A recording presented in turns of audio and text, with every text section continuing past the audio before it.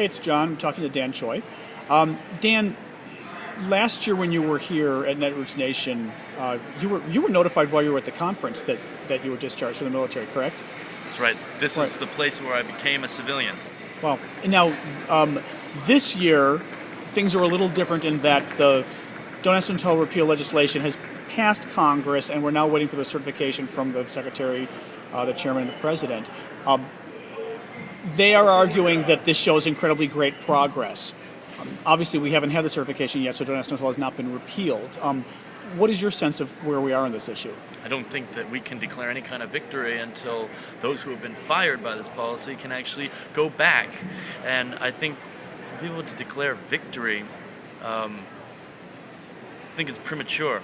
And we have to always wonder what the agenda is of anybody who says it's a victory that we have to celebrate. My job is not to celebrate. My job is to agitate. My job is to make sure that we do achieve full victory. And until we see that, you won't see me celebrating or fundraising off of this. I don't think that, first off, the idea of progress, that we should so easily conflate that with victory. Even the word progressive is something of a reaction to what conservatives have labeled liberal. So they went and changed the name. But progress itself, being a progressive, is not inherently victorious. And I think that's what we need to do. We need to focus on that, and until we achieve that, we should never give up. That's why we're here, and we intend to continue pressuring our leaders, and I think that's what good Americans have to do. Let me ask you just a general question, and then we'll go, because I'm trying to keep these short. But I mean, you went through a lot. It's funny. You're aware of this. I've had to deal with the few annoying people who say, "Oh, that Dan Choi, he just wants to get on TV," and I sort of fight back and go, "Well, if the guy's willing to go to Moscow and get beaten up and held upside down and arrested by the cops, I'm willing to give him a little bit of credit, because I don't know anybody. I know a lot of media whores, and I don't know anybody who's willing to do that." No, I'm serious. I mean, I think. You put your money where your mouth is, so to speak, when it comes to the activism you do. You do stuff that people are not willing to do. Why is it that you were willing to do all of this? I mean, with Don't Ask, Don't Tell and everything else. I mean, I think you really put yourself out there. Well, first, John, and everybody at AMERICAblog, I have to really acknowledge the role of everybody who allowed that message to come out. And I think getting a letter from the Secretary of State, from her office, I think was a very important step. Well, you're talking about Moscow?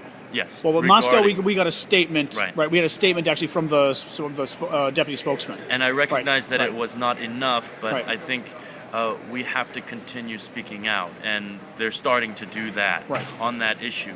But as far more as generally, just your activism overall. Sure. I don't consider myself to be any more courageous than the next guy. I was just put into certain circumstances and situations that, as long as I stayed true to what I truly believed, I could not fail. There was no way for me to come up short. Because as long as you say that you are on the right side of this issue, you are on the right side of history, you are doing it not for yourself, but because there are other people who can learn. Listen, I know that there are many people who will criticize me and think that I'm doing this only to gain more attention for myself.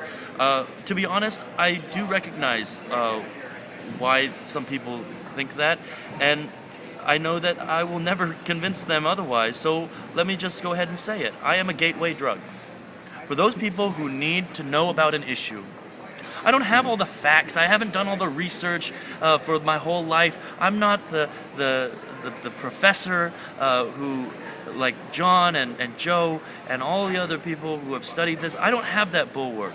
But I know it's out there, and really what we need to do is recognize that each and every person has their role, what they can do to bring attention to an issue. Well, you were, and I mean, I don't even want to minimize it to this degree, but you were a very useful foil for getting the issue in the news, for getting the president to focus on it, because I think to some degree, a very large degree, you and Get Equal were so in his face that the White House couldn't help but start to pay attention to the issue. We have the Army to thank. And I think it's important. I think I appreciate the military training.